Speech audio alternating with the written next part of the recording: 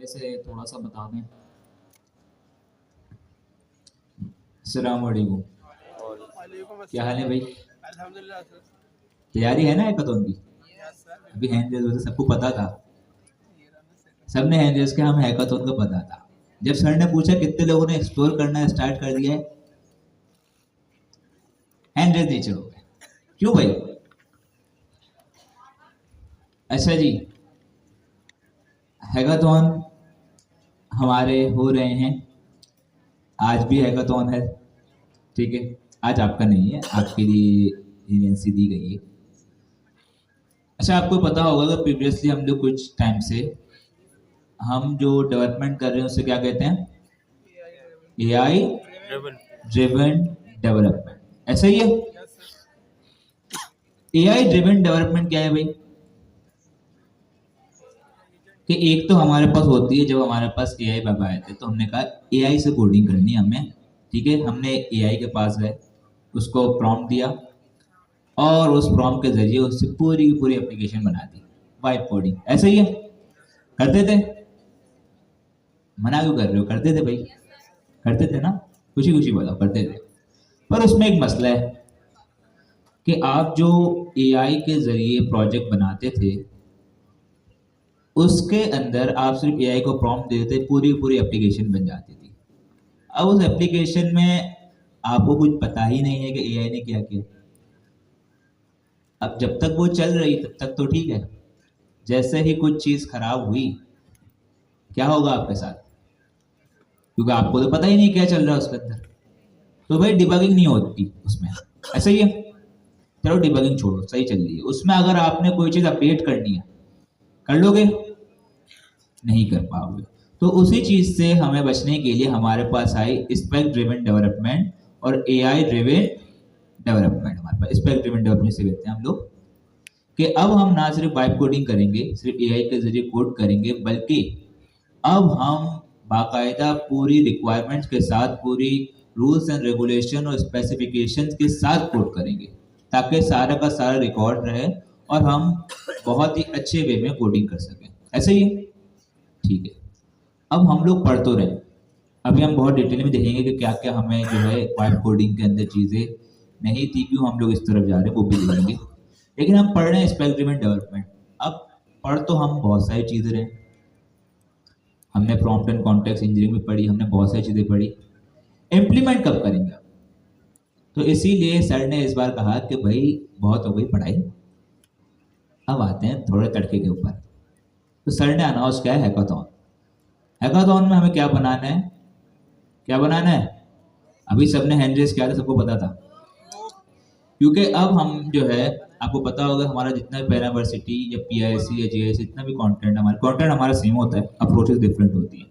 तो सारे कंटेंट को हमने एक बुक की शक्ल इख्तियार कर ली और पूरी की पूरी हमारे जो है एक बुक हमारे पास एआई नेटिव बुक मौजूद है, जो कि हमने स्पेक ड्रिवन डेवलपमेंट को यूज करते ही बनाई। तो सर ने कहा जब हम लोगों ने बनाई है और हमने इससे फायदा उठाया तो हमारे स्टूडेंट क्यों पीछे रहे? तो सर ने आपको हैकाथॉन दिया है कि आपको स्पेक ड्रिवन को यूज करते हुए पूरी एआई नेटिव वे में बुक बनानी है, कि आपको स्पेसिफिकेशन और एआई को यूज करते हुए बुक बनवानी है। खुद से नहीं बनानी, इससे बनवानी है एआई से, लेकिन एक अच्छे तरीके से। तो वो हैकाथॉन स्टार्ट हो चुका है। हमारे पास आई थिंक वेडनेसडे से या थर्सडे से सर ने स्टार्ट कर दिया था, पहले हमें बता दिया था कि आपका हैकाथॉन होगा। इस वीक जो हैकाथॉन, आज संडे को 6 बजे तक सबमिशन थी। तो इस वीक जो हैकाथॉन में जो शहीद हुए थे वो थे पीआईएससी के टीचर्स, जीआईएससी के टीचर्स और पीआईएससी के स्टूडेंट, और साथ साथ जीआईआईसी के कोऑर्डिनेटर्स। क्योंकि अब वो सीनियर स्टूडेंट हैं तो उनको तो हमें अपने साथ देना पड़ेगा, तो उनकी इनाम था, ठीक है। काफ़ी लोग अभी कह भी रहे थे कि सर मीटिंग है, हमें ज्वाइन करना है, तो वो बना रहे हैं, मेहनत बहुत कर रहे हैं, अच्छी बात है। अच्छा, आपका जो हैकाथॉन होगा वो इस वीक नेक्स्ट वीक स्टार्ट होगा, तो आपकी सबमिशन डेट होगी संडे, नेक्स्ट संडे। तो इस बार आपको भी नहीं छोड़ा गया, क्योंकि जब तक हम लोग कोडिंग, मतलब कोडिंग को छोड़, जब तक हम कोई चीज़ इंप्लीमेंट नहीं करेंगे हमें आएगी सर? नहीं आएगी। हम पढ़ते रहेंगे, हमें लगता है सब कुछ हमें आता है, लेकिन जब करने बैठते हैं तो चलता है कितना आता है हमें। तो भाई यही चीज़ है हमें, कि हम जब तक काम नहीं करेंगे, और भाई इस हैकाथॉन सही बता रहा हूँ, कोई भी नहीं बख्शा गया, हम भी कर रहे हैं। हमारे एक सेशन थे, सर अमीन जो है आपके दरमियान, अभी सर अमीन बहुत सारी चीज़ें एक साथ कर रहे हैं, हैकाथॉन में बना रहे हैं, क्लासेस भी ले रहे हैं, अपने पर्सनल काम भी देख रहे हैं, सारी चीज़ें साथ चल रही हैं। सर ने कहा नहीं, जो भी हो हैकाथॉन दो, सबके लिए रूल, सबके लिए सेम है, कोई इससे एग्जेम्प्टेड नहीं है। हमारी अभी मीटिंग भी चल रही है, उसमें अगर नाम आया पर्ची के अंदर तो फिर देखना पड़ेगा, लेकिन हम भी कर रहे हैं, ठीक है।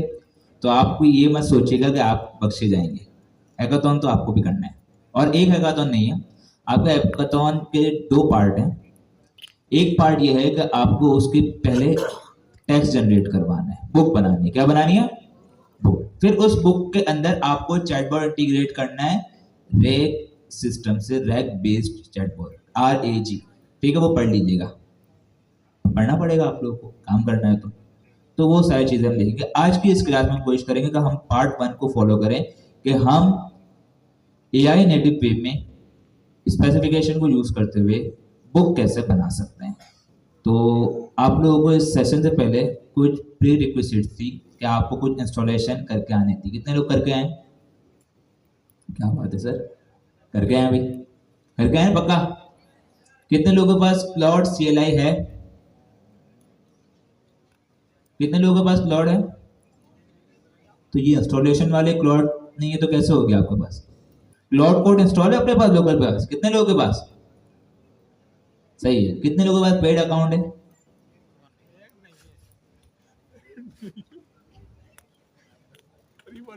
अशारी भाई, आपके डॉलर सही जगह खर्च नहीं किए जा रहे।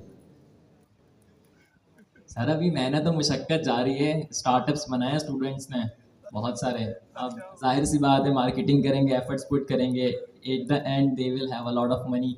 फिर उसके बाद ये क्लाउड की सब्सक्रिप्शन लेंगे। हाल ही फिलहाल जेमिनाई पर चल रहे हैं, ऐसे ही है ना? तरक्याती काम जारी है ना? ज़बरदस्त। सर ने बचा लिया, सर कह रहे हैं सारा खर्चा इनकी मार्केटिंग में हो रहा है, मार्केटिंग डिपार्टमेंट इनका बहुत खर्चा कर रहा है। ऐसे ही है कि हाँ कर रहे हो, मजा कर रहा था। तो भाई क्लाउड कोड नहीं खरीदा आप लोगों ने, जेमिनी चला रहे हैं, क्यों? फ्री है, फ्री का माल तो पहले लेते हैं हम लोग, पाकिस्तान है, खर्च थोड़ी करने हमने। जहां फ्री की बात आ जाए हम वहां पहले। अच्छा जी, क्लाउड कोड जिन लोगों ने नहीं खरीदा, चले सर ने तो आपको बचा लिया, गुजारूंगी, बचाते हैं हम लोग, लेकिन जो लोग परचेज कर सकते हैं वो परचेज जरूर करें, ये आपके लिए इन्वेस्टमेंट है। सर एग्री करते हैं? इन्वेस्टमेंट है आप लोगों के लिए। तो जो लोग, अभी काफी ऐसे लोग हैं जो कि अर्निंग कर रहे होंगे, कितने लोग जो हैं वो अर्निंग कर रहे हैं, जो अफोर्ड कर सकते हैं, इतना बताने से हैं? यहाँ से भी काफी लोग हैं जो कि अफोर्ड कर सकते हैं, तो भाई जरूर खरीदें। अभी तक ऐसा मैंने किसी को नहीं सुनते हुए देखा कि भाई जिसने सब्सक्रिप्शन बाई की और बोल रहे पछता रहा हो कि भाई जाया गई मेरी। हाँ, अगर आपने कर्सर वगैरह परचेज करके रखा हुआ है, परचेज किया किसी ने कर्सर को? नहीं करना था, तो अगर कर भी लिया है तो अब उसको बंद कर दो, ठीक है। जब उसकी पूरी हो जाए सब्सक्रिप्शन तो कैंसिल कर देना, इसके बाद इसको बाय करो, ठीक है। जो नहीं चल रही होती है उसको बाय करना, या भी दूसरी चीजें छोड़ दो, ठीक है। तो ये चीजें हो गई हमारे पास। पहले क्या चीज थी हमारे पास? क्लाउड CLI, और उसके अंदर हमें चलाना था जेमिनी। दूसरी चीज स्पेक प्लस, कर ली इंस्टॉलेशन, ठीक है, सही।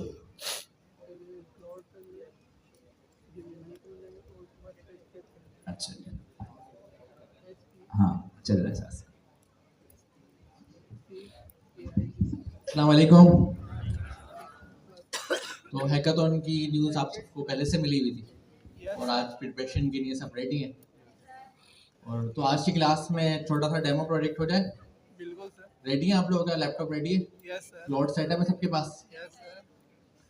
चलें, कुछ चीज़ें हैं जो हैकाथॉन की प्रीरिक्विजिट्स हैं जिसको हमें डिस्कस करना है। पहली चीज़ है, हैकाथॉन की डेट सर अनिक बता चुके हैं, 7 दिसंबर को सबमिशन है और डॉक्यूमेंट आपको बहुत पहले मिल जाएगा। सेम डॉक्यूमेंट जो हमें मिला है वही आपको मिलेगा।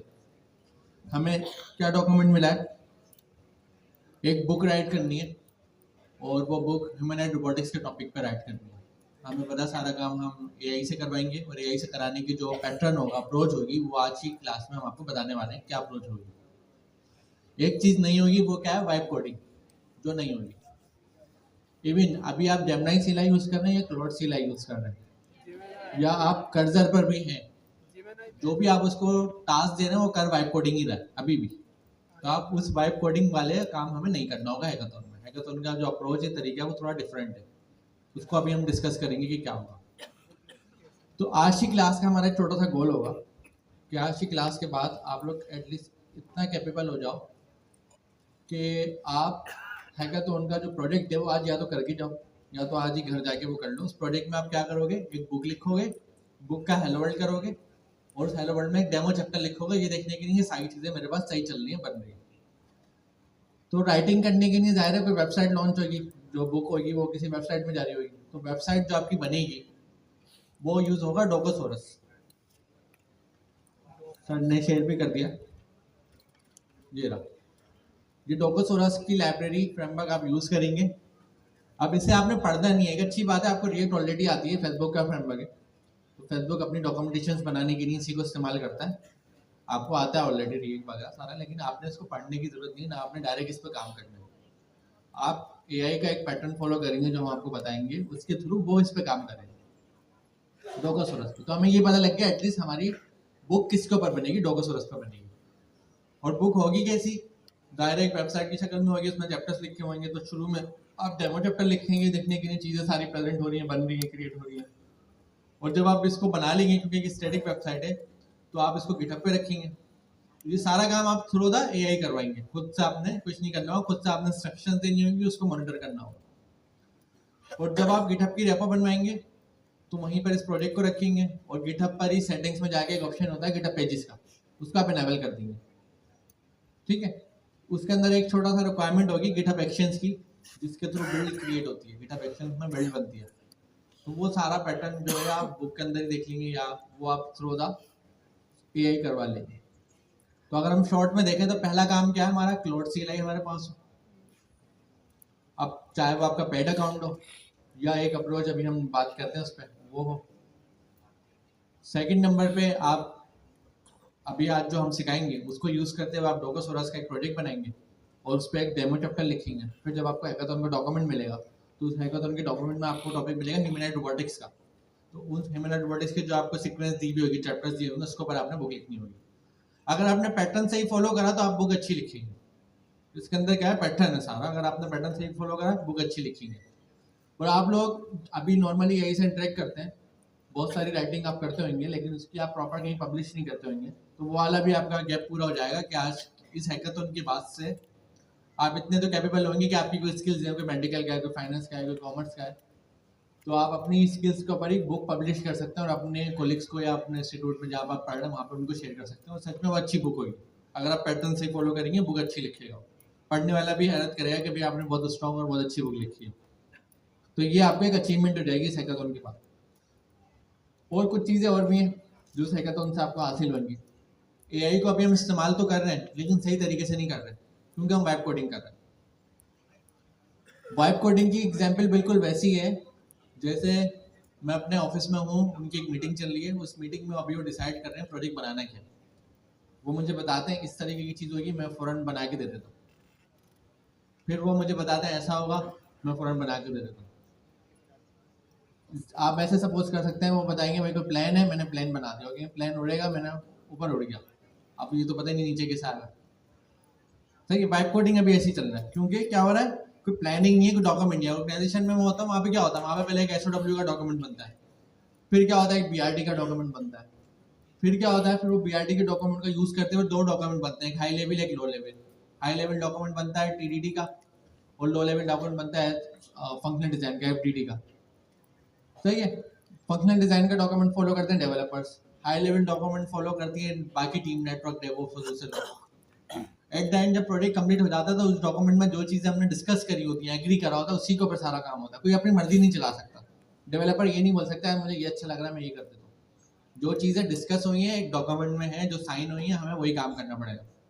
अगर कुछ चीज़ ऐड होती है तो डायरेक्ट डेवलपर के पास नहीं आएगी, वो पहले डॉक्यूमेंट पे जाएगी, उसको जो एग्री करने वाले लोग हैं उसको एग्री करेंगे, डॉक्यूमेंट में डेट आएगी कि इस डेट को डॉक्यूमेंट चेंज हुआ है, फिर वो चेंज डेट के साथ वो डॉक्यूमेंट वापस जाएगा डेवलपर के पास, डेवलपर वो नई चेंजेस करेगा। तो उसका मतलब क्या है, कोई भी चीज़ डायरेक्ट इम्प्लीमेंट नहीं होती, हर चीज़ एक स्ट्रक्चर प्रॉपर तरीके से आती है, पहले डॉक्यूमेंट होता है, सब एग्री करते हैं, फिर उस काम को करा जाता है। वाइब कोडिंग में हमारे पास यही गैप है, हमारे पास कोई डॉक्यूमेंट नहीं है, कोई तरीके का स्टैंडर्ड नहीं है, हम डायरेक्ट काम करवा रहे हैं, हमारे पास कोई रिकॉर्ड भी नहीं है। जैसे कि अभी अनिक भाई ने इस बारे में बात भी करी है, सपोज करें आपको क्लाइंट ने कोई काम दे दिया, आपने सारा वाइब कोडिंग से करा दिया, आपके पास तो कोई रिकॉर्ड ही नहीं है आपने कराया क्या। अगर आप बोलेंगे प्रॉम्प्ट रिकॉर्ड है, प्रॉम्प्ट तो इतने सारे हो गए, हिस्ट्री बनती जा रही है, वो तो ढूंढने में नहीं मिलेगी। और प्रॉम्प्ट की हिस्ट्री दूसरी बड़ी प्रॉब्लम, वो कितनी ज़्यादा कंजेस्टेड और ख़राब हो जाती है। नॉर्मली हमारे साथ प्रॉब्लम होती है, हम चैटजीपीटी से बात कर रहे हो, जवाब सही नहीं दे रहा, हम उसके साथ लगे हुए होते हैं, वो सही दे नहीं रहा होता, फिर हम उसको रिक्वेस्ट से कर रहे होते हैं, उसको लालच दे रहे होते हैं, उसको कह रहे होते हैं भाई आपकी मार्केटिंग करेंगे, हम स्पेशली अपने दोस्तों को बोलेंगे चैटजीपीटी खरीद लें, फिर भी नहीं कर रहा होता। प्रॉब्लम क्या है, क्योंकि हमारा इस क्लास का जो टॉपिक है प्रॉम्प्ट एंड कॉन्टेक्स्ट इंजीनियरिंग का टॉपिक है, उसमें हमने क्या सीखा है कि एलएलएम के बाद जो मैसेज पास हो रहा है वो सबसे इंपॉर्टेंट है, उसको हम जितना शॉर्ट और प्रिसाइज करेंगे उतना अच्छा एलएलएम रिस्पॉन्स करेगा। तो अगर मैं कोई चैट जीपीटी पे जाके सेशन ऑन करता हूँ, उस पर चैट स्टार्ट करता हूँ, मेरी आधे घंटे से चैट चल रही है, तो ये बात मुझे मालूम है पूरी हिस्ट्री हर मैसेज के साथ जा रही है। तो अगर उसने मुझे मैसेज पे कोई रॉन्ग आंसर करा, मैंने उसको करेक्ट करवाया, फिर उसने सर्चिंग करी, करेक्ट कर लिया, लेकिन एक्चुअली कॉन्टेक्स्ट इंजीनियरिंग के अगर हम थिंकिंग करें तो उसके पास तो पूरी हिस्ट्री जा रही है। तो एलएलएम के पास क्या आ रहा है, एलएलएम के पास गलत वाला भी आ रहा है, सही वाला भी आ रहा है, क्योंकि वो हिस्ट्री में दोनों रखे हुए। तो एलएलएम किस में, एम्बिग्यूटी में हेलुसिनेशन करेगा, बार बार गलती करेगा, उसको तो हम सही कर ही नहीं सकते। एक ही तरीका सही करने का, हिस्ट्री क्लियर कर दो, दोबारा से उसको बताओ। तो हिस्ट्री तो हमारे पास एक ऐसी चीज है जो कॉन्टेक्स्ट को बढ़ा रही है, फायदा कम दे रही है, नुकसान ज्यादा है। अगर हिस्ट्री क्लीन है तो अच्छी है, अगर हिस्ट्री एम्बिग्यूटी में आ गई है, कॉम्प्लेक्सिटी में आ गई है, तो हिस्ट्री वो सबसे बेकार हिस्ट्री है, क्योंकि उसकी वजह से एलएलएम की कैपेबिलिटी लूज हो रही है। आप ये समझे, आप मेरे पास कोई सवाल लेकर आए, आपने मुझसे सवाल करा, सवाल के पहले आपने अपने पूरी जिंदगी मुझे हिस्ट्री बताई, जो पूरे दिन इररिलेवेंट काम भी आपके हुए हैं मेरे साथ या आपके बाहर की साइड पर, आपने वो भी सब मुझे बता दिए। अब आप उसको फिल्टर नहीं कर पा रहे, क्या बताना है क्या नहीं बताना, या फिल्टर कर भी रहे हैं फिर भी एडिशनल चीज़ें मेरे पास आ रही हैं, क्योंकि सारी हिस्ट्री के अंदर है। फिर मैं आपके सवाल के जवाब सही दे सकूंगा? कभी भी नहीं, क्योंकि मेरे पास आपने इतनी सारी चीज़ें बता दी, मैं तो एम्बिग्यूटी में आ जाऊँगा, हेलुसिनेट करूंगा कि भाई आप क्या बोल रहे हैं, ये नहीं है, ये नहीं है, अपने पास से क्रिएट करने की कोशिश करूंगा, यही प्रॉब्लम होगी।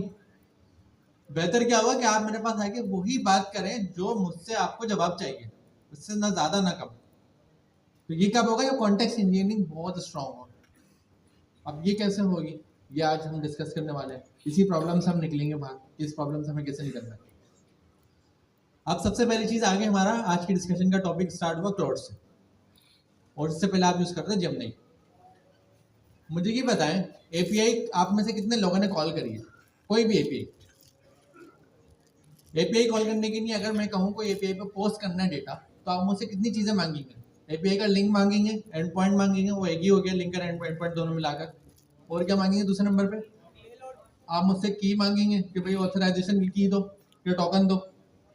तीसरे नंबर पे आप क्या मांगेंगे, क्या मांगेंगे?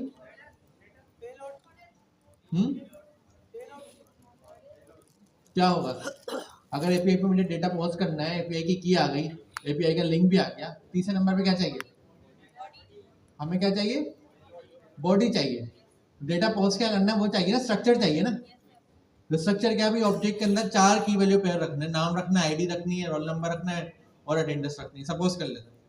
तो सेम नाम से, सेम स्टैंडर्ड से, सेम टाइप के साथ मुझे डेटा भेजना पड़ेगा, ऐसा ही है। अगर मैं गलत बॉडी भेज दूँ, गलत पैरामीटर रख दूँ, तो वो एक्सेप्ट होगी एपीआई को, एरर दे देगा।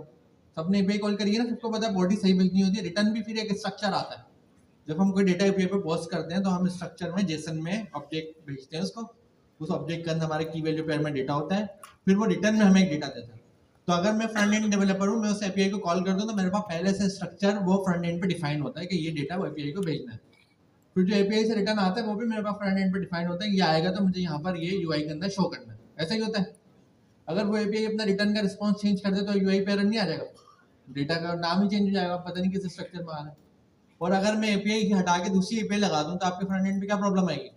बॉडी गलत भेज रहा होगा, फ्रंट एपीआई एक्सेप्ट ही नहीं करेगा, समझ रहे? तो आपने जेमिनी CLI यूज करा था, वो जो आपने डाउनलोड करा था अपने पास, वो डाउनलोड फ्री में हो गया था। आप मुझे ये बताएं, जब जेमिनी CLI के साथ आपने इंटरेक्ट करा और आपने उसको कोई भी बात करी, तो सबसे पहले आपने लॉगिन करा उसके एलएलएम के साथ। Yes sir. जेमिनी का एलएलएम कहाँ पर है? इंटरनेट पर है, क्लाउड पर है। Yes sir. हमारे लैपटॉप में तो नहीं है ना, हमारे लैपटॉप में उसका CLI है। जब मैं जेमिनी CLI को कोई भी प्रॉम्प्ट पास करके मैंने इंटर करा तो वो प्रॉम्प्ट पे उसने वर्किंग करी, और वर्किंग करते हुए वो अपने LLM के पास गया, मतलब उसने API कॉल करी। ऐसा ही है, जब उसने API कॉल करी, किसकी API कॉल करी? अपनी LLM की। रिक्वेस्ट गई, रिस्पॉन्स आया, रिस्पॉन्स उसने मुझे दिखा दिया।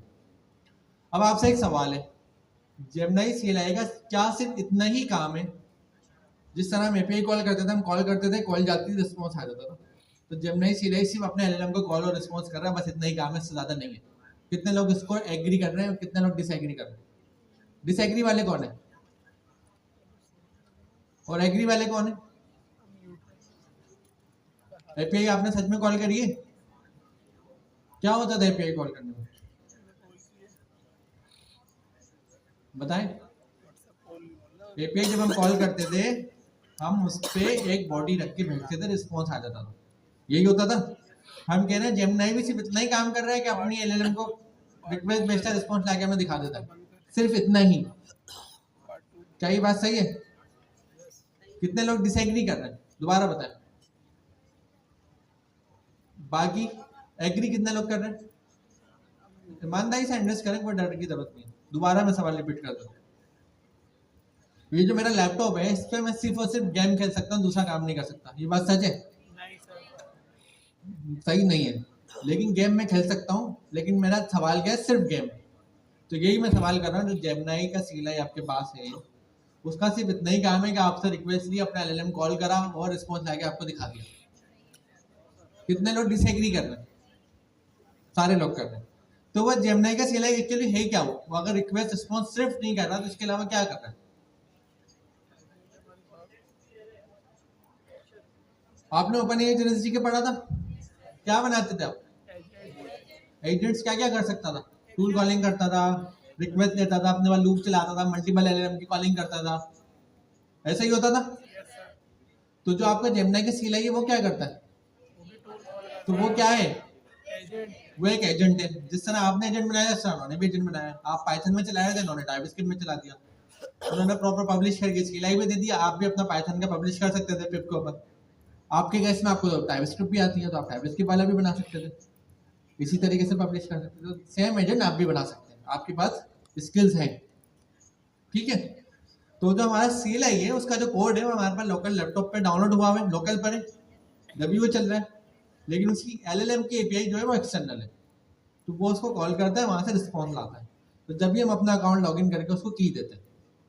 अगर हम क्लाउड पर आते हैं, क्लाउड को हम डाउनलोड करते हैं, तो क्लाउड फ्री में डाउनलोड हो गया आपके पास, कोई पैसे देने की जरूरत नहीं पड़ी, इसका मतलब उसका कोड तो फ्री में आ गया आपके पास। लेकिन क्लाउड आपसे चार्ज की चीज से कर रहा है, जब आप अपना अकाउंट लॉगिन करते हैं तो आपके अकाउंट्स के पैसे वो चार्ज कर रहा है, ऐसा ही है। तो मुझे एक सवाल का जवाब दें कि अगर आपके पास में क्लाउड का कोड लोकल पर है, जाहिर है कोई ना कोई वेरिएबल में उसका लिंक रखा होगा। अगर आप उसके कोड में जाकर वेरिएबल ढूंढ लेते हैं, उस वेरिएबल को ओवरराइट करते हैं, क्लाउड की API हटाकर किसी और API हेडर लगा देते हैं, सपोज करें जेमिनी की API लगा देते हैं, तो जाहिर है की भी फिर हमें जेमिनी की देनी पड़ेगी, हम जेमिनी की भी दे देते हैं, फिर हम क्लाउड को चलाते हैं। तो मुझे बताओ चलेगा या उसमें कोई प्रॉब्लम आएगी? हाँ, अभी हमने क्या डिस्कस करा थोड़ी देर पहले, मैंने आप लोगों को कहा आप लोगों ने API यूज करिए, कितनी चीजें जरूरी थी? तीसरी चीज क्या थी? बॉडी। अगर आपने एक फ्रंट एंड पे API लगाई हुई है, सही चल रही है, मैं आपको API हटा के दूसरी API दे दूं, आप जैसे लगाएंगे क्या प्रॉब्लम आएगी? क्या चेंज हो जाएगा? बॉडी चेंज हो जाएगी ना। प्रोबेबिलिटी है दूसरी API भी सेम स्टाइल में बॉडी यूज कर रही हो, डेवलपर ने सेम यूज करो, लेकिन प्रोबेबिलिटी बहुत कम है, चांसेस है कि वो चेंज ही होगी। हर API की बॉडी अपने हिसाब से होती है, वो बात अलग है, उन्होंने सेम रखी हो तो फिर हम कह नहीं सकते कुछ। तो अगर आपने अपने पास क्लाउड CLI डाउनलोड करी, क्लाउड कोड का CLI डाउनलोड करा और उसकी API चेंज कर दी, क्योंकि आपके ना सब तो लोकल पर है मेरे पास, की भी अपने पास लगा दी, तो प्रॉब्लम क्या आएगी? बॉडी गलत हो जाएगी। लेकिन आप तो डेवलपर है, आप इस चीज का भी जब आप की चेंज कर सकते हैं, आप लिंक चेंज कर सकते हैं, तो आपको बॉडी भी चेंज करनी पड़ेगी। जैसे आप बॉडी चेंज करेंगे क्या फायदा होगा? फिर वो जेमिनी को भी कॉल करेगा, तो जो आपकी पेड अकाउंट खरीदने की प्रॉब्लम है वो सॉल्व हो जाएगी, ऐसा ही है। लेकिन आपने ये ट्राई करा या सोचा ऐसा, अगर जब आपको क्लाउड पैसों का मिल रहा था तो आपने बोला फ्री में चलाने का ये तरीका हो सकता है, किसी ने ट्राई करा? आप लोगों ने सारी चीजें पढ़ी हुई हैं, टाइपस्क्रिप्ट भी पढ़ी हुई है, पाइथन भी पढ़ी हुई है, एजेंट बनाना भी सीखे हुए हैं, बचा क्या है? अगर इस तरीके की प्रॉब्लम आपके पास आती है तो आपके पास सोल्यूशन रेडी होना चाहिए। सारा हम लोगों में यही क्यूरियोसिटी होती है ना, कोई भी नई चीज आती है हम जानने की कोशिश करते हैं इसमें हो क्या रहा है।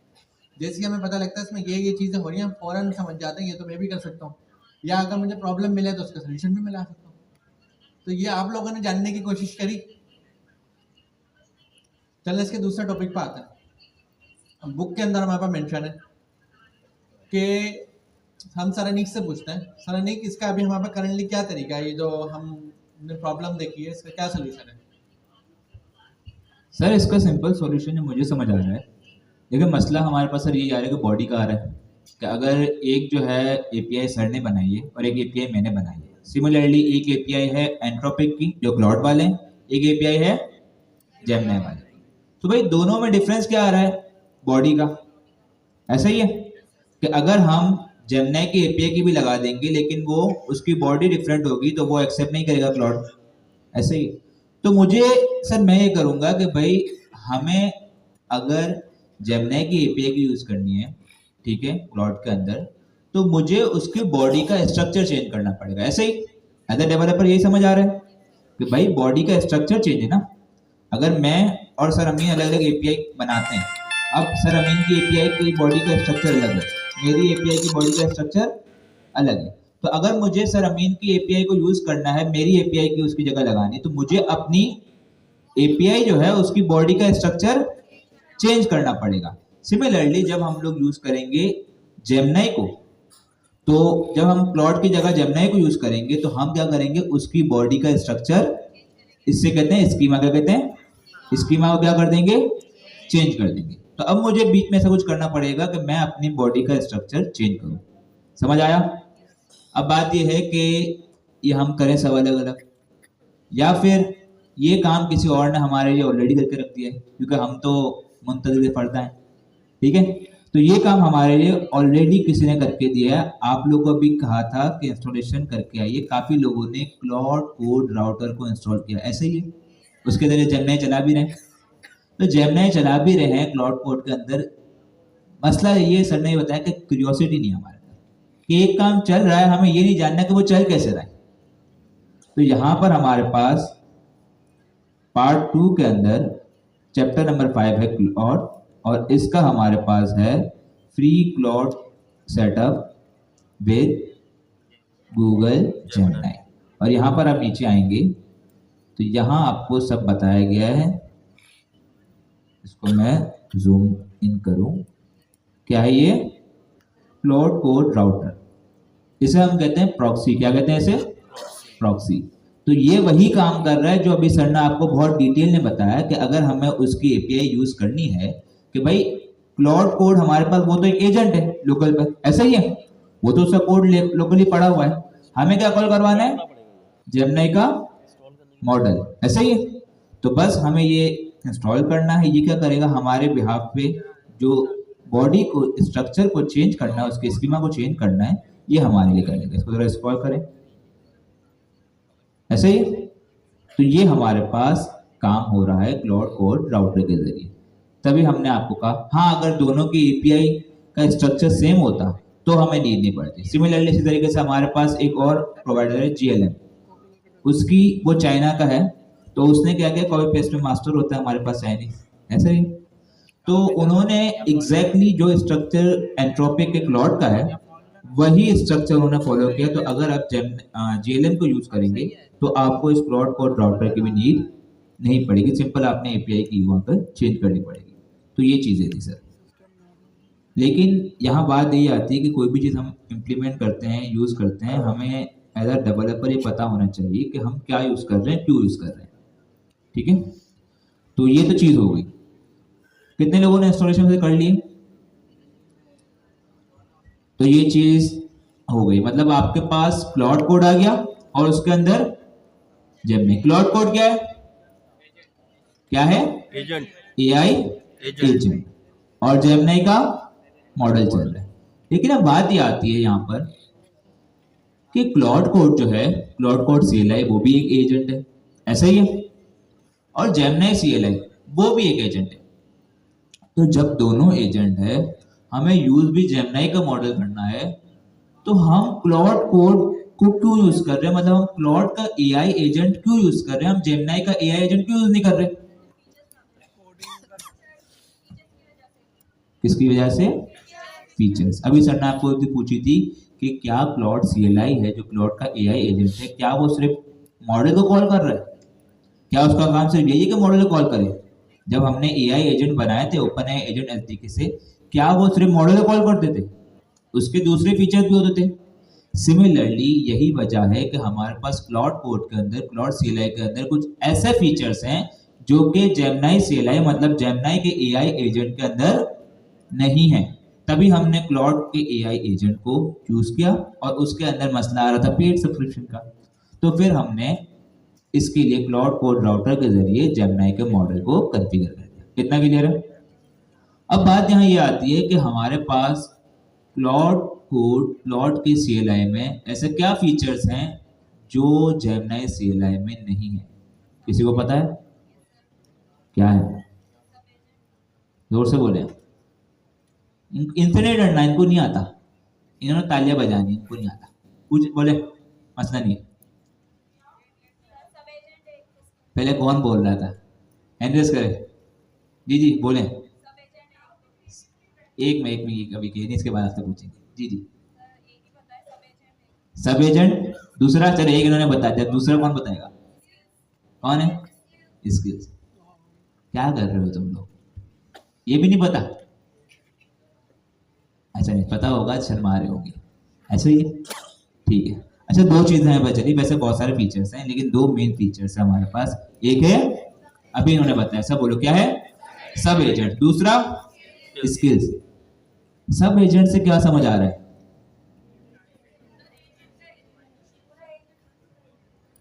ये बताएं, जब हम OpenAI एजेंट SDK बना रहे थे, उससे एजेंट्स बना रहे थे, एजेंट सिस्टम बना रहे थे, तो क्या हम उसमें से एक एजेंट बनाते जो सारा काम करता था?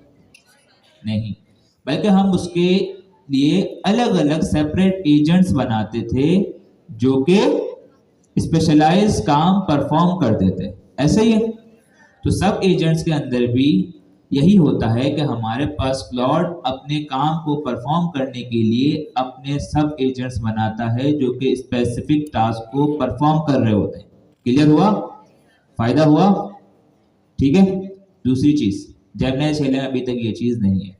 दूसरी चीज है स्किल्स। क्या है? स्किल्स। आप लोगों में से काफी लोगों को कोई ना कोई ऐसी स्किल आती होगी जो दूसरे को नहीं आती, ऐसा ही है, झूठ बोलने के अलावा। टीचर को घुमाने के अलावा वो सबको आती है।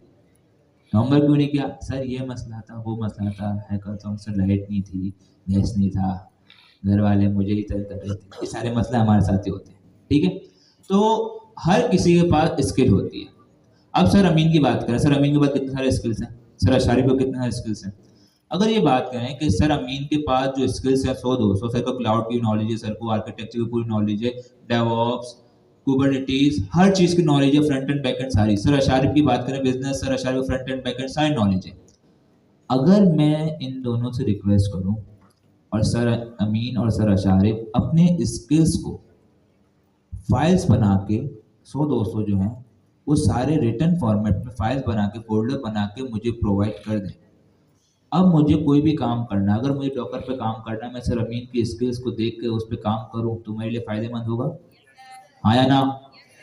सर अशारिफ से मैं अगर बात करूं ब्लॉकचेन की, सर अशारिफ अपने सारे ब्लॉकचेन की नॉलेज एक फाइल के अंदर लिख दें और वो स्किल से फायदा उठा सकता हूं। और अगर यही काम क्लाउड करे तो फायदेमंद है। तो अगर मैं क्लाउड के अंदर 100-200 ऐसी स्किल्स जो हैं वो उसे प्रोवाइड कर दूं, और क्लाउड को अगर काम करना है डॉकर पे, वो क्या करेगा? उस डॉकर की स्किल्स को गेट करेगा, उसको रीड करेगा। अब उस डॉकर की स्किल्स के लिए हो सकता है पहले वो सही काम ना कर रहा हूं, मैं उससे बता रहा हूं कि वो पहले काम नहीं करे, लेकिन अब वो उसके पास स्किल्स है, वो उसको रीड करेगा और अब उससे काम करेगा। इस चीज को कहा जाता है हमारे पास सब एजेंट्स, और इस चीज को कहा जाता है स्किल्स को रीयूजेबल इंटेलिजेंस। क्या कहलाता है? Reusable intelligence. क्यों? क्योंकि एक तो सब एजेंट्स हमारे पास हो गए, जो कि हमने एक एजेंट्स बना के रख दिया, अब कहीं भी हमें यूज करना है तो उसे हम यूज कर लेंगे। अच्छा ये बताएं, सब एजेंट्स की बात करिए, हमने 5 एजेंट्स अगर बना भी दिए, तो अगर हम जब ओपन एजेंट एसटीके में काम कर रहे थे, हमने 5 एजेंट बना दिए, उन पांचों एजेंट्स में से अगर मैं एक एजेंट बनाऊं राइटिंग का, तो बुक राइट करनी है, बुक राइटिंग एजेंट बनाऊं, एक उसको रिव्यूअर एजेंट बनाऊं, एक जो है सर्चिंग का एजेंट बनाऊं, एक एजेंट जो है दूसरा कौन सा बनाऊं भाई, फॉर्मेटिंग का बना दिया, एक उन सबको मैनेज कर रहा है, 5 एजेंट मैंने बना दिए, ठीक है। उन एजेंट को आपस में डिफरेंशिएट करने के लिए ऐसे क्या चीज ऐसी डिफरेंट होगी उन सब में, जो कि मैं उनको डिफरेंशिएट कर सकता हूँ, कि मैं कह सकता हूँ कि ये एजेंट जो है अगर राइटर एजेंट है तो इसके पास ये चीज होगी।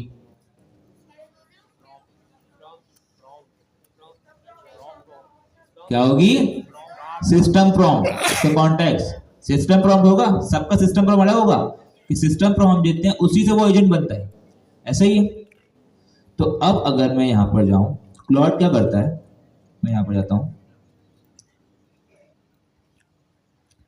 जब हम लोग क्लॉड के कोई कॉम्प्लेक्स टास्क आता है तो वो अपने हिसाब से सब एजेंट्स बना देता है अपने काम के लिए। लेकिन अगर आपको कोई अपना कस्टम एजेंट बनाना हो, सब एजेंट, आप चाह रहे हो बुक राइटर के लिए मुझे सब एजेंट्स की नीड पड़ेगी ताकि हर एजेंट अपना काम करो अच्छे तरीके से करे, तो आपने क्या करना है, आप जब क्लॉड को ओपन करोगे, मैं किसी ओपन है, ठीक है, यहां पर मेरे पास एक कमांड आती है /agents। क्या आती है? जब आप इसे एंटर करेंगे या आपसे वही कॉन्टेक्ट मांगेगा, और जब आप इससे एंटर कर देंगे, इसको इंफॉर्मेशन दे देंगे, तो ये क्या करेगा, यहां पर हमारे पास प्रोजेक्ट के अंदर एक अदर फोल्डर होता है डॉट क्लॉड के नाम से। क्या फोल्डर होता है? पीछे वालों नजर आ रहा है? पहले बताओ, समझ आ रहा है? नजर आ रहा है ना? आया ना? उनसे पूछ रहा हूँ, पीछे वालों, बैक बेंचर्स हमारे, नजर आ रहा है आप लोगों को? हैंड रेस कर दो नजर आ रहा है तो, ठीक है, शुक्र है। डॉट क्लॉड का फोल्डर है, मैंने ऐसे क्लिक कर दिया, ठीक है। इसके अंदर मेरे पास एक अदर फोल्डर बन जाएगा एजेंट्स का। क्या बन जाएगा? एजेंट्स का। अब अगर मैं इसके फोल्डर के अंदर देखूं तो आपको यहां पर क्या चीज नजर आ रही है, खुद बताओ। Assessment architect dot MD, chapter planner dot MD, content implemented dot MD. MD को मैं ओपन करूं, एमडी मतलब मार्कडाउन की फाइल, तो अगर मैं इसे इस तरीके से ओपन करूं तो यहां पर ये क्या बता रहा है, सिस्टम प्रॉम्प्ट दे रहा है, इंस्ट्रक्शन दे रहा है। तो यही चीज हमारे पास होती है कि हमारे पास मेन चीज होता है कॉन्टेक्स्ट सिस्टम प्रॉम्प्ट। क्या होता है? तो अगर आपने इस तरीके से, अजान हो रही है, अजान का ब्रेक लेते हैं, ठीक है।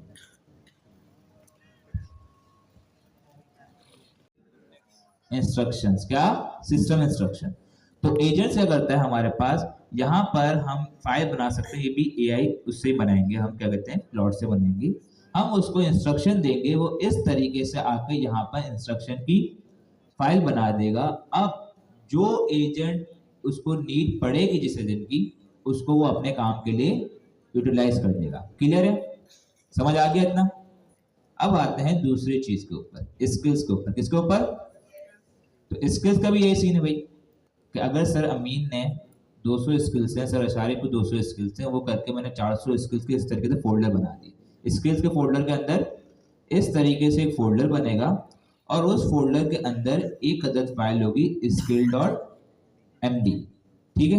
मतलब सब एजेंट्स बन गए और स्किल्स बन गए। अच्छा, स्किल्स के हम कहते हैं इन चीजों को रीयूजेबल इंटेलिजेंस। क्या कहते हैं इसको?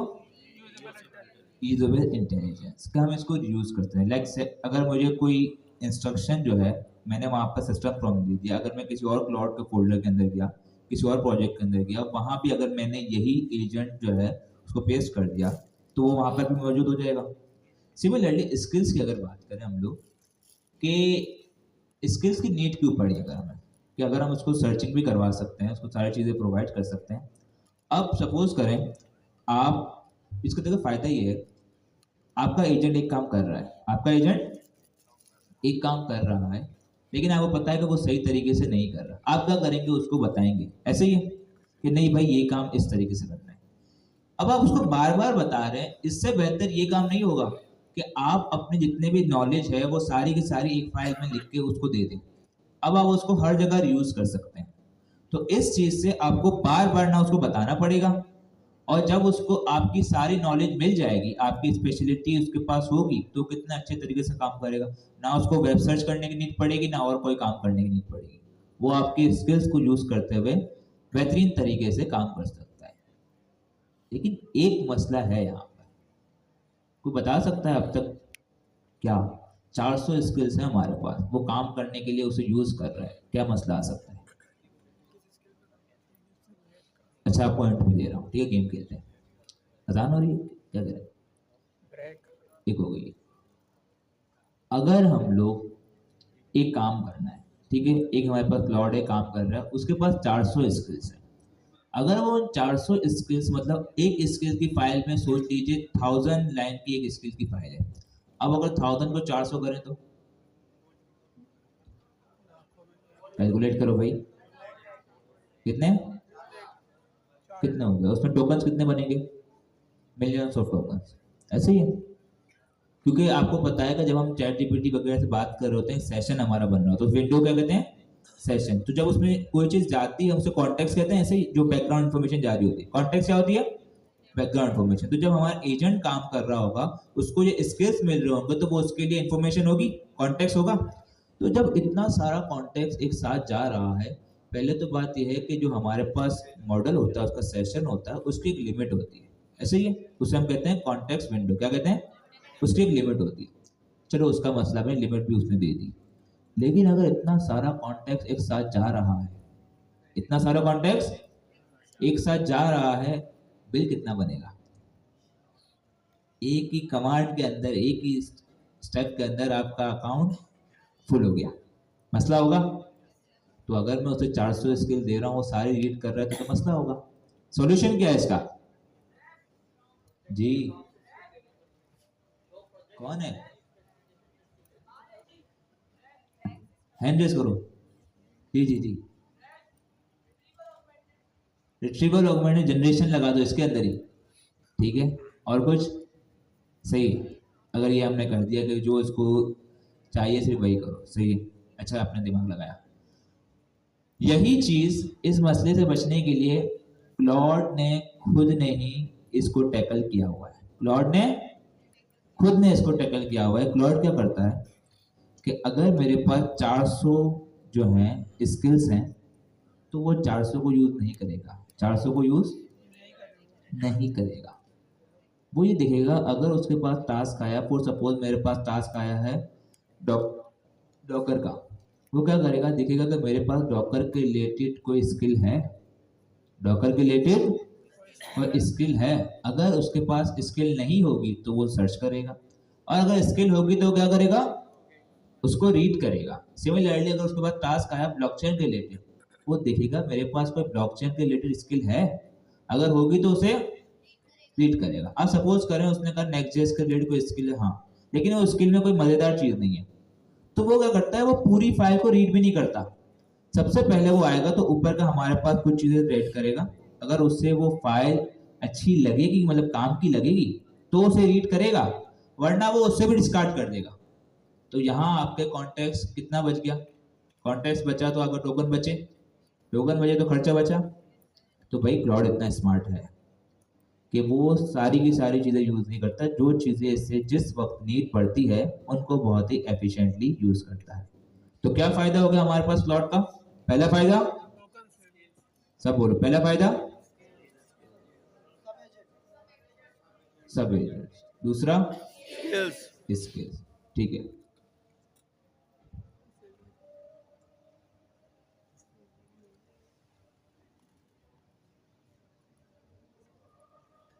इंटेलिजेंस, तो यही वजह है हमारे पास कि जेमिनी के अंदर अभी तक ये फीचर मौजूद नहीं है, लेकिन हमारे पास क्लाउड के अंदर मौजूद। तो हम क्या यूज कर रहे हैं?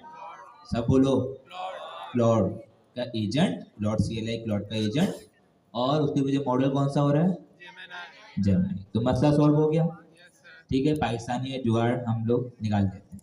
ठीक है, हंस क्या लो, हमने तो अभी कुछ नहीं बनाया, क्लाउड को डॉट किसी और ने बना के दे दिया, हमारे ही बन जाएगा इंशाल्लाह। ठीक है, ये चीज़ तो हो गई। लेकिन अब बात यह है सर कि अगरचे हमारे पास AI एजेंट आ गए, सब एजेंट्स आ गए, हमारे पास स्किल्स आ गए, ठीक है, लेकिन अभी भी अगर मैं काम करूंगा डायरेक्ट जेमिनी के पास और क्लाउड के पास, मैं प्रॉम्प्ट दूंगा, उसको काम करूंगा, कर तो मैं अभी वाइब कोडिंग ही रहा हूँ। ऐसे ही सर कि चाहे वो उसके पास स्किल्स हैं, उसके पास क्या कहते हैं सब एजेंट्स हैं, मैं उसको प्रॉम्प्ट दे रहा हूँ, वो एजेंट्स पे वर्क कर रहे हैं, स्किल्स के जरिए यूज भी कर रहा है, लेकिन बात तो वही हो गई ना, एट दी एंड कर तो मैं वाइब कोडिंग रहा हूँ।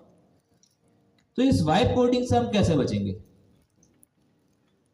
जी सर, वाइब कोडिंग अगर बात करें तो वाइब कोडिंग जो आपकी फेवरेट चीज है, उससे हम कैसे बचें?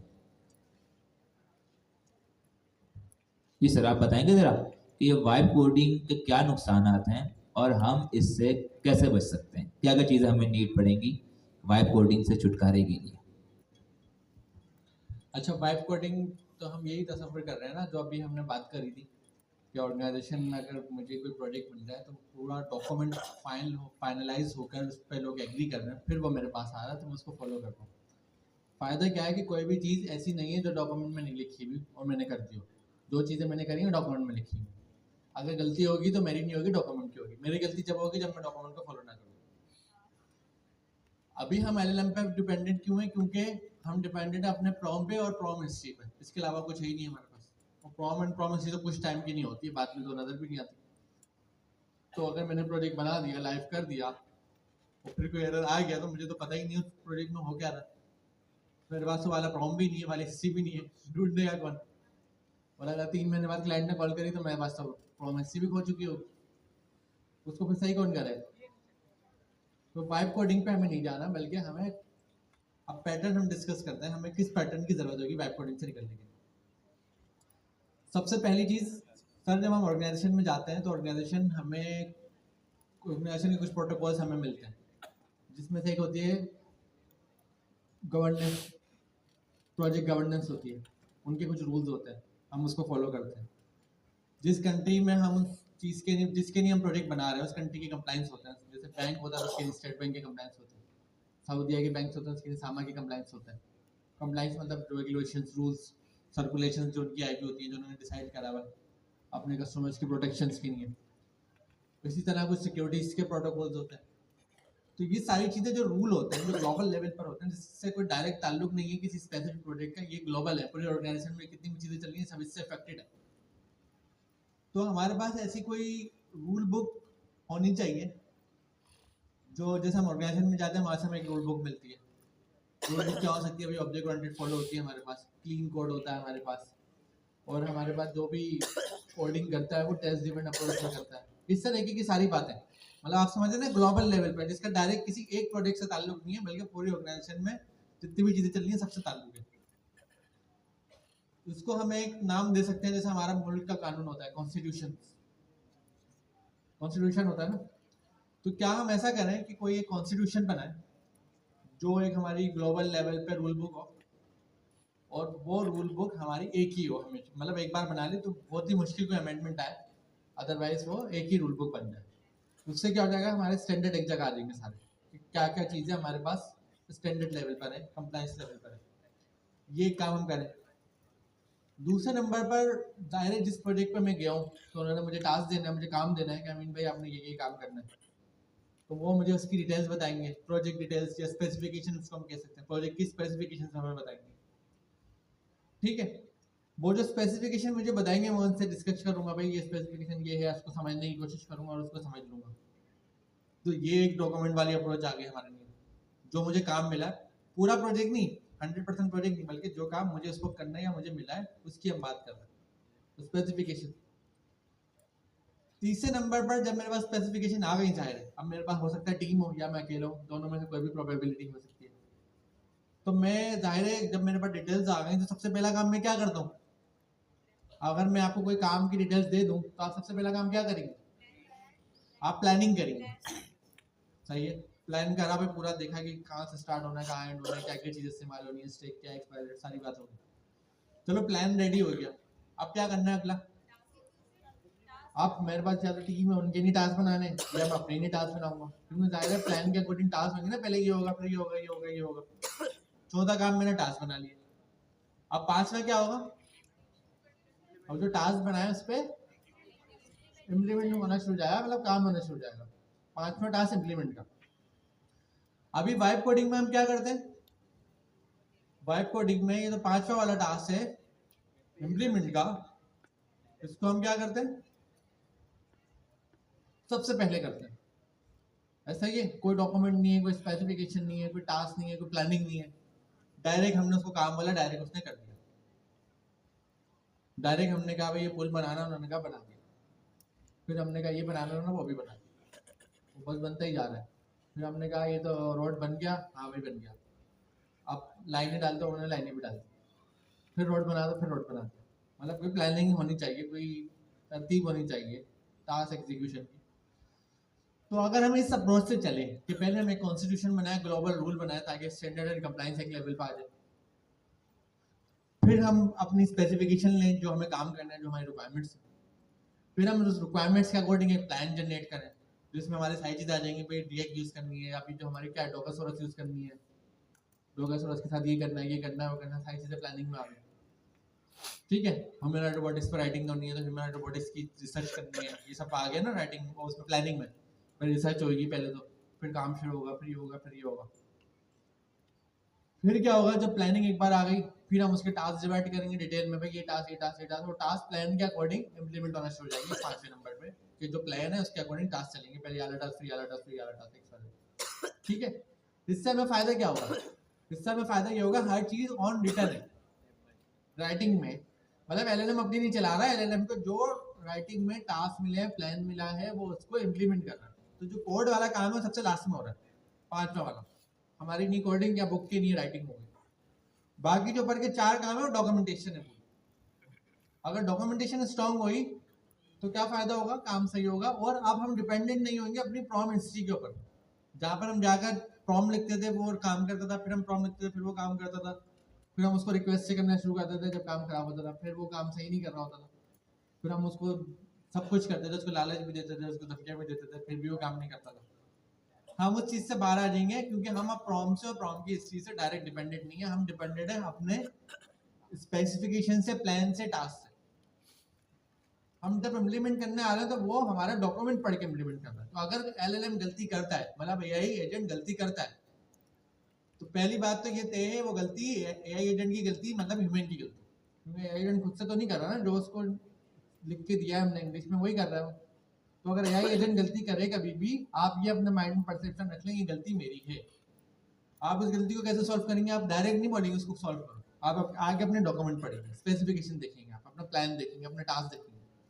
लाजमी है वहीं कुछ मिस होगा या वहीं कुछ गलत लिखा होगा, आप उसको करेक्ट करेंगे। करेक्ट करने के बाद फिर आप आएंगे, आप बोलेंगे भाई अब मेरा प्लान अपडेट हो गया, स्पेसिफिकेशन अपडेट हो गया, प्लान अपडेट हो गया, टास्क अपडेट हो गया, आप इम्प्लीमेंट करो। तो उस प्लान को देख के वो इम्प्लीमेंट करेंगे। कुछ एडिशन चीज़ आएगी, इसकी मैं स्पेक बनाऊंगा, फिर दोबारा से प्लान बनाऊंगा, दोबारा से टास्क बनाऊंगा, फिर उस टास्क को इम्प्लीमेंट कराऊंगा। तो ये मेरी आइटरेशन चलती जाएगी, spec, plan, task, spec, plan, task, आखिर में इम्प्लीमेंटेशन। ठीक है, इसका सबसे बड़ा बेनिफिट क्या है मुझे, कि मैं एलएलएम को डायरेक्ट नहीं बोलूंगा ये करो, मैं एलएलएम से पहले डॉक्यूमेंटेशन रेडी कराऊंगा, अगर कुछ फॉल्ट आता है तो वो डॉक्यूमेंटेशन को अपडेट करूंगा, हर चीज ऑन रिटर्न होगी। मुझे नजर आ रही होगी ये लाइन लिखी हुई साफ, तो ये काम हुआ हुआ, ये लाइन गलत लिखी हुई, जब ये काम खराब हुआ तो उस लाइन को मैं सही करवाऊंगा, फिर उस काम को सही करूंगा, समझ गए? और आइटरेशन में होगी। इसका बेनिफिट क्या होगा कि मैं वाइब कोडिंग से बाहर आ जाऊंगा, मैं प्रोडक्शन ग्रेड कोड लिख रहा हूँ, हर चीज़ ऑन रिटर्न होगी और डॉक्यूमेंटेड होगी, तो उससे कोई डिनाई नहीं करेगा या मैं डिनाई नहीं करूँगा, या जो मेरा और ऑर्गेनाइजेशन का एग्रीमेंट हुआ ये काम करना वो रिटर्न होगा। तो कोई भी चीज़ ऐसी नहीं होगी जो मुझसे छुपी हुई। तो कभी उस प्रोजेक्ट पे मैं 1 साल बाद जो मैं उसके डॉक्यूमेंट पढ़ूंगा, उस डॉक्यूमेंट में नई चीज़ ऐड कर दूंगा। अगर नया फीचर लगाना है मैं दोबारा से तो स्पेक बनाऊंगा, नया डॉक्यूमेंट बनाऊंगा, नई डॉक्यूमेंटेशन ऐड करूँगा, उसमें ऐड करा दूंगा।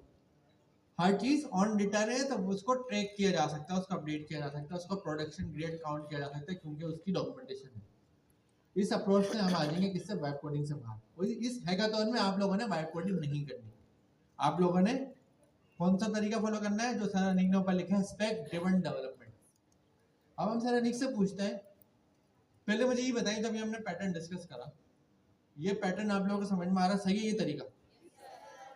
इससे पहले आपने कुछ इससे सिमिलर या इससे करीब कोई आइडिया आपके माइंड में आया कि मैं डायरेक्ट कोडिंग नहीं करूं बल्कि पहले इसको डॉक्यूमेंटेशन बनाऊं फिर डॉक्यूमेंट से कोड कराऊं? किसी के पास आइडिया था? ऐसा होना चाहिए। रासुलन तो आप काम रोज ही कर रहे हैं, आपके पास क्या आइडिया था? आइडिया बताएं।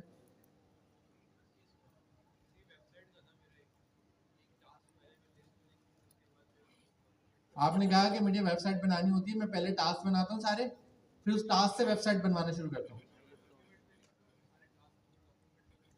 ठीक है, उन्होंने एक छोटा सा तरीका अप्रोच करा, लेकिन उनकी डॉक्यूमेंटेशन में सिर्फ टास्क था। हमारे पास टास्क के अलावा स्पेसिफिकेशन है, प्लान है, फिर टास्क है, और सबसे पहले तो कॉन्स्टिट्यूशन है, ग्लोबल लेवल के रूल बुक। रूल बुक तो एक ही बार बनेंगे, स्पेक प्लान टास्क हर बार रिपीट होगा। ठीक है, पर इम्प्लीमेंट जब होगा कि जब हमें काम करना होगा, जब हमारी प्लान टास्क स्पेक सब चीज़ें सही होंगी। तो सर अनिक, हम इसका हमारे पास अभी क्या तरीका है, हम इसको अपना कुछ फ्रेमवर्क बनाएंगे, इस पैटर्न को हम कैसे फॉलो करें जो भी हमने डिस्कस करा है? सर ये पैटर्न तो हमने देख लिया। अब एक तरीका तो ये है कि हम सब अपना अपना कोड बनाएं, क्योंकि एआई से काम तो करवाना है हमें, लेकिन अब क्या करवाना है, हमें एक स्ट्रक्चर वे के अंदर करवाना है। तो अब मुझे पता चल गया कि अगर मैं कोई प्रोजेक्ट बनाऊंगा तो सिर्फ उसमें मेरे पास क्लाउड नहीं होगा, बल्कि उसमें मेरे पास एक अदर फाइल होगी कॉन्स्टिट्यूशन की, ऐसे ही है, जो कि रूल्स होंगे। उसके अंदर मेरे पास स्पेक्स भी होंगे, ठीक है, उसके अंदर मेरे पास प्लान भी होगा, टास्क भी होगा और इम्प्लीमेंट भी होगा। तो अब एक तरीका तो ये है कि मैं एक प्रोजेक्ट बनाऊं और उसके अंदर सारी की चीजें उसमें खुद से बना दूं, सही है, एक तरीका ये हो गया। या फिर अगर इसमें मसला क्या है कि अगर हम सब अपना अपना बनाए, हो सकता है किसी का अच्छा बने किसी का अच्छा ना बने, तो इस चीज से बचने के लिए हमारे पास गिटहब के जो डेवलपर्स हैं उन्होंने एक फ्रेमवर्क बनाया है हमारे पास, क्या है, स्पेक्किट। तो जो अभी हमने आपको चीजें बताई, ये फ्रेमवर्क वही काम करता है कि अगर आपने इसे इंस्टॉल किया और इस इंस्टॉल करने के बाद स्पेक्किट के जरिए आपने अपना प्रोजेक्ट बनाया, तो वो क्या करता है कि आपको बाय डिफॉल्ट एक स्ट्रक्चर बनाकर दे देता है, एक प्रोजेक्ट बनाता है स्ट्रक्चर वे के अंदर, जिसके अंदर आपके पास कॉन्स्टिट्यूशन भी होती है, आपके पास सारी चीजों के एक स्ट्रक्चर होता है, फिर आप उसे अपने हिसाब से मॉडिफाई करते हैं और क्रिएट करते हैं। ठीक है, तो जो स्ट्रक्चर की बात आ गई ना, वो आप कौन करके दे रहा है हमारे पास, कौन करके दे रहा है, स्पेक्किट। और स्पेक्किट के अंदर जब हम ये फाइल्स वगैरह बनाएंगे, फोल्डर्स बनाएंगे, वो किससे बनवाएंगे, खुद बनाएंगे। कौन बनाएगा, हमारे बिहाफ पे काम कौन करेगा, हम किससे काम करवाएंगे, एआई एजेंट से, क्लाउड सीएलआई से। ठीक है, तो अब हमें ये बताएं, अगर हमारे पास बुक आ गई, बुक हमें करनी है स्पेक ड्रिवन डेवलपमेंट से, ऐसे ही है, तो फिर मुझे क्या पता चला कि अगर मुझे बुक बनानी है तो मेरे पास कितनी चीजें होनी चाहिए, कितनी, सबसे पहली चीज स्पेक्किट की, ठीक है, स्पेसिफिकेशन के लिए एक स्ट्रक्चर होना चाहिए जो कि स्पेक्किट है। दूसरा क्लाउड कोड, दूसरा दो दोबारा दोहराएंगे, पहले क्या चाहिए हमें स्पेक ड्रिवन के लिए, दूसरा क्लाउड कोड। हम जो यूज करेंगे स्पेक्किट यूज नहीं करेंगे, हम यूज करेंगे स्पेक्किट प्लस। क्या यूज करेंगे, स्पेक्किट प्लस हमारे पास पेनावर्सिटी का एक फ्रेमवर्क है जो कि स्पेक्किट को यूज करते हुए ही बनाया गया। इसमें वो सारे फीचर्स हैं जो कि स्पेक्किट में ऑलरेडी हैं, इसमें कुछ एडिशनल फीचर्स हैं जो कि हम प्रोजेक्ट के दौरान देखेंगे। तो हमें क्या यूज करना है प्रोजेक्ट बनाने के लिए, आपको बुक बनानी है, आपने क्या यूज करना है, सबसे पहले स्पेक्किट प्लस, उसके अंदर क्या होगा, काम किससे करवाएंगे, क्लाउड कोड से। ठीक है, तो अब आपको कहा गया था इंस्टॉलेशन करके आइए, और मैं ये अज्यूम करता हूं कि आप लोगों ने इंस्टॉलेशन कर लिए। तो अब हम लोग इंस्टॉलेशन के बाद डायरेक्ट क्या करेंगे, हम जाएंगे अपने फोल्डर के अंदर और वहां जाके एक अदर स्पेक्किट प्लस के जरिए प्रोजेक्ट बनाएंगे और उसके अंदर सारी चीजें डॉकरसोरस वगैरह, उससे एक प्रोजेक्ट हेलो वर्ल्ड कर लेते हैं, कर लें, ठीक है, एंटर करते हैं, सीएमडी ओपन किया, यहाँ पर आते हैं, नजर नहीं आ रहा,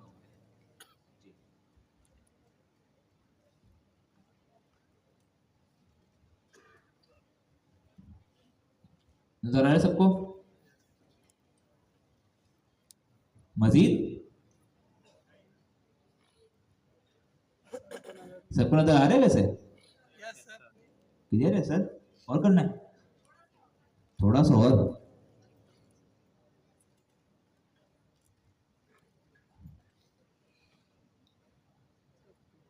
अब सही है? अब अगर किसी को नजर नहीं आ रहा तो कोई मसला नहीं। 9 बजे में आई थिंक बंद नहीं होती दुकानें, समझ गए ना? ठीक है, अच्छा जी, मजाक कर रहा था। स्पेक किट प्लस हमने इंस्टॉल कर लिया, उसको सबसे पहले कोई चीज इंस्टॉल करते हैं तो इंस्टॉल करने के बाद अब क्या देखते हैं उसका वर्जन, ताकि वो इंस्टॉल हुई भी नहीं। तो हमारे पास कमांड है स्पेसिफाई प्लस आगे हाइफन हाइफन वर्जन। ठीक है, मेरे पास 0.0.17 आ रहा है, आपके पास 19 आ रहा होगा, मैंने अपडेट नहीं किया, अपडेट कर दूंगा। ठीक है, तो आपका वर्जन अगर आ रहा है, जो भी आ रहा है, तो इसका मतलब आपका इंस्टॉलेशन हो गई है। अच्छा, इंस्टॉलेशन जिन्होंने नहीं की उनको भी बता देता हूँ। ठीक है, हम यहाँ आते हैं,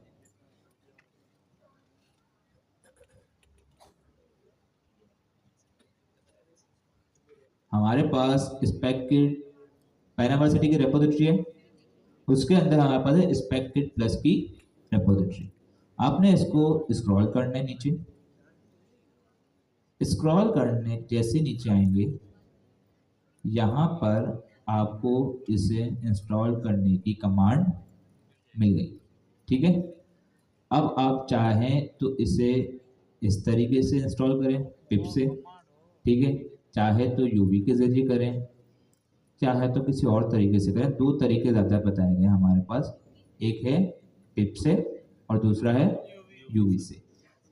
एक इसमें और फ्लैग लगा सकते हैं -G का, ताकि वो ग्लोबली इंस्टॉल कर सके, और अगर नहीं करना तो इसी तरीके से इंस्टॉल कर लीजिएगा।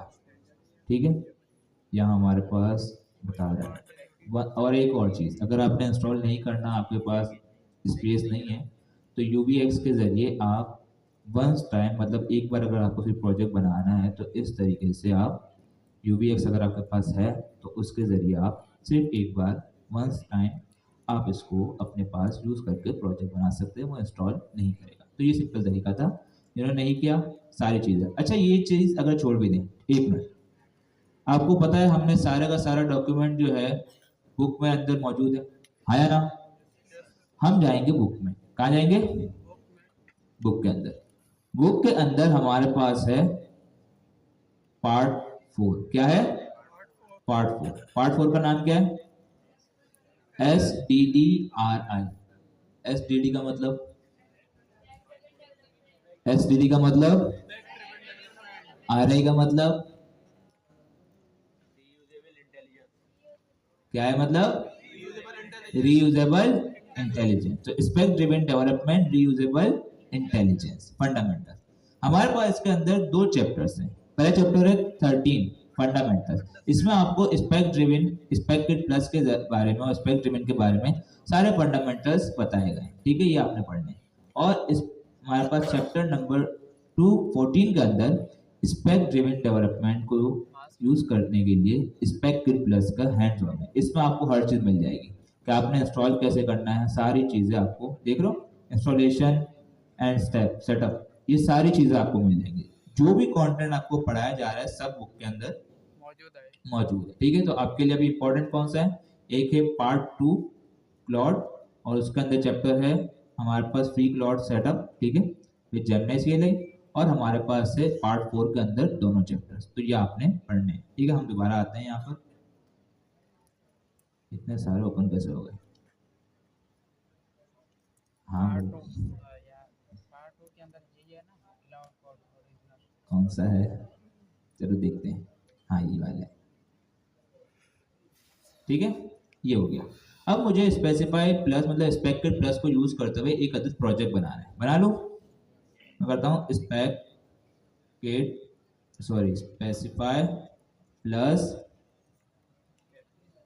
इनिट। अभी मुझे कोई आगे टोके इससे पहले मैं खुद ही सही कर देता हूँ स्पेलिंग, क्योंकि स्टूडेंट कुछ और देखे ना देखे, टीचर की स्पेलिंग मिस्टेक बड़ी देखते हैं। स्पेसिफाई प्लस इनिट, आगे क्या करूँगा, थोड़ा दिमाग को जोड़ दो, ऐसा आपने पहले भी कहीं किया। यूवी के जरिए क्या था, क्या करते थे हम, यूवी इनिट, यूवी इनिट, ठीक है। क्या नाम है हमारे, AI नेटिव बुक राइटिंग, ठीक है। मैंने प्रोजेक्ट का नेम दे दिया, आप अपने प्रोजेक्ट का नेम दे दीजिएगा जो आपके बुक, मेरे पास बहुत सारी बनी हुई है इसलिए मैं कुछ नया दे रहा हूँ, ठीक है। इंडिट कर दिया। अब जैसे ही मैंने इनिट किया, सबसे इससे पहले इसने अपने प्रमोशन के स्पेसिफाई प्लस के बारे में मुझे लोगो बता दिया, ये चीज़ ठीक है। इसके बारे में इसने बता दिया कि इसने कहाँ बनाई है, वो भी ठीक है। नीचे आते हैं, नीचे आते हैं, यहाँ पर ये कुछ कह रहा है, क्या कह रहा है, टू योर AI असिस्टेंट, कि आप स्पेककिट प्लस के जरिए स्ट्रक्चर तो आपको मिल जाएगा, लेकिन काम किससे करना पड़ेगा, AI से करवाना है ना। तो AI पार्टनर आपका होना चाहिए, तो कौन सा है हमारे पास, डॉट कोड। इंटर कर दिया मैंने, ठीक है। इंटर करने के बाद नीचे मैंने, यहाँ मुझसे पूछ रहा है कि आप कमांड प्रॉम्प्ट कौन सा यूज करोगे, तो कमांड जो रन करते हैं उसके लिए हमें कमांड प्रॉम्प्ट की नीड होती है। तो जिनके पास विंडोज है वो पावर शेल कर लें, और अगर विंडोज के अंदर WSL इंस्टॉल है तो आप शेल कर सकते हैं, वरना पावर शेल भी चलेगा, ठीक है। इतना कर लिया हमने, ठीक है। इसने बता दिया, मैंने बताया प्रोजेक्ट इज रेडी। अब यहाँ कुछ चीज बता रहा है, क्या सबसे पहले कह रहा है go to project folder, CD करके फोल्डर के अंदर चले जाएंगे, ठीक है। इसके बाद क्या कह रहा है, start using slash command with your AI agent. इसके बाद कह रहा है कि ये कमांड जो मैंने दी हुई है इनको यूज करो। सही से बताओ, कुछ जाने पहचाने चीजें लग रही है क्या,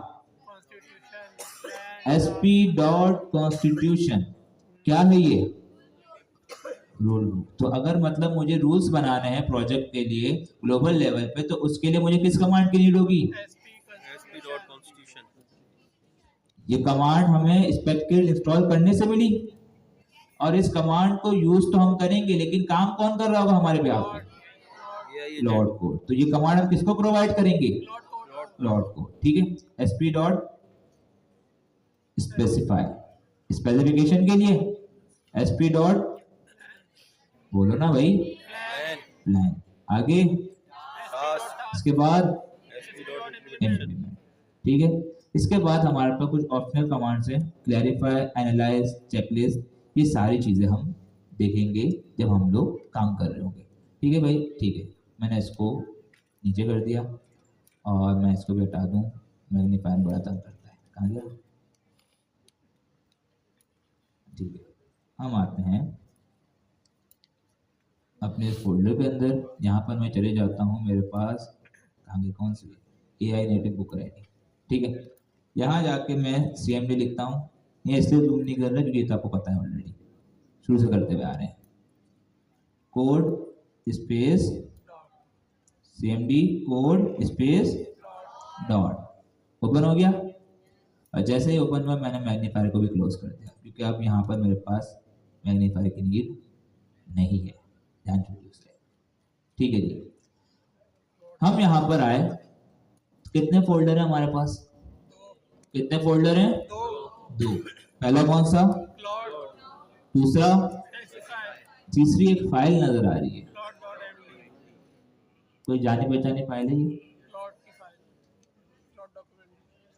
जानी पहचानी फाइल लग रही है क्या, plot.md। ऐसी कोई फाइल आपने मिलती जुलती पहले को सुनी है, जब जेमिनी यूज कर रहे थे क्या पढ़ते थे, जेमिनी डॉट, किस लिए थी वो,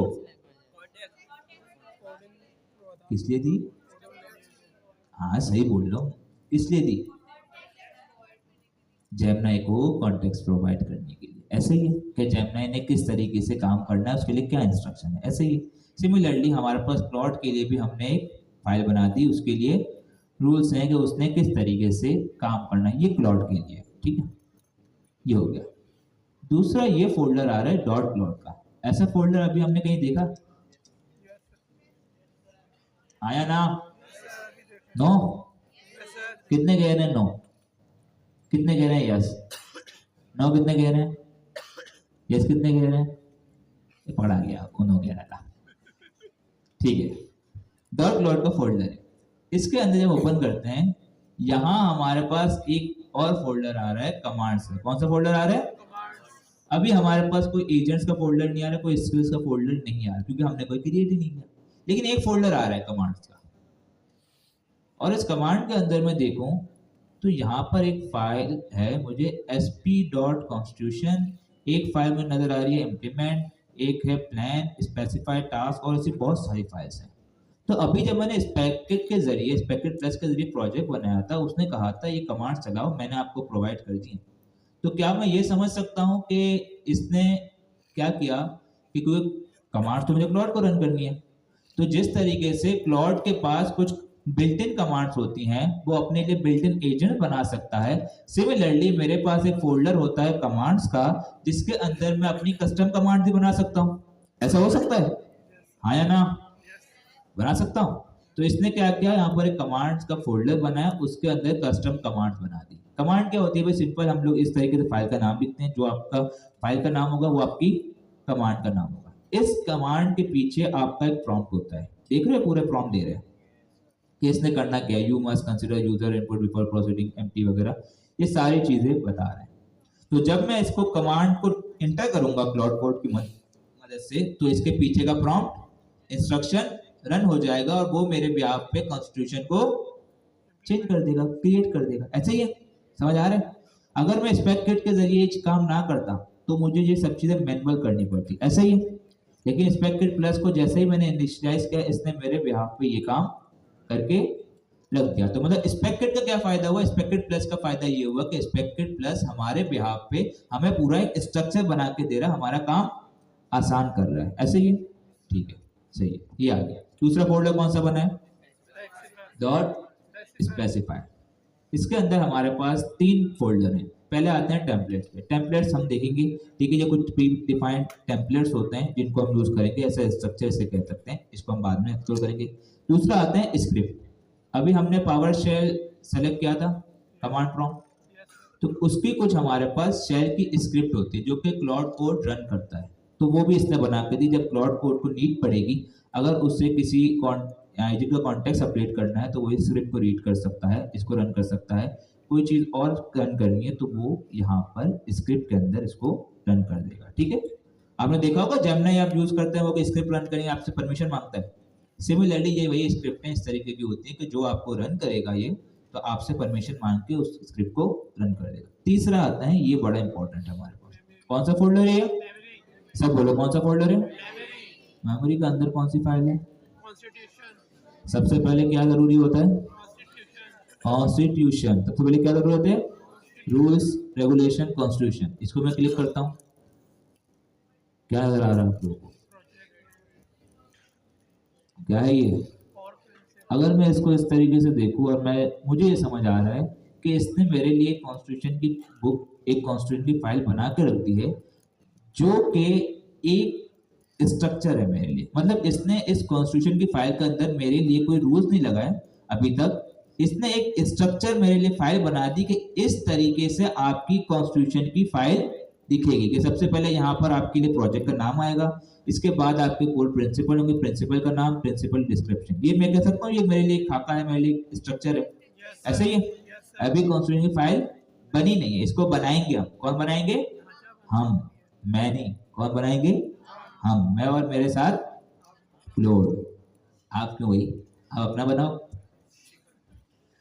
मैं क्लाउड से काम करवाऊंगा। ठीक है, तो क्लाउड से हम काम करेंगे। क्लाउड को मैं कहूंगा भाई साहब मेरे लिए आप कॉन्स्टिट्यूशन की फाइल बना दो, ऐसे ही। तो अरे मसला ये है कि ये भाई साहब क्लाउड जो हैं, ये कॉन्टेक्स्ट बड़ा पीते हैं। क्या कह रहा है ये? सबसे पहले ये देख लें, 100%। मतलब मेरी क्लाउड की लिमिट फुल हो चुकी है, और ये कब कह रहा है? 11 मिनट में रिसेट करेगा। ब्रेक मांग रहे हो? चलो ये सही है, तो 11 मिनट का ब्रेक लेते हैं, 11-11, ठीक है। 11 मिनट के बाद ये भी रिसेट होता है, हम भी रिफ्रेश हो जाते हैं। इसके बाद फिर हम जो है एक फ्रेश कॉन्स्टिट्यूशन की फाइल बनाते हैं, क्योंकि काम किससे करवाना है हमें, लॉर्ड से, तो उसको भी माननी पड़ेगी ना उसकी, ठीक है। तो एक ब्रेक लेते हैं छोटा सा।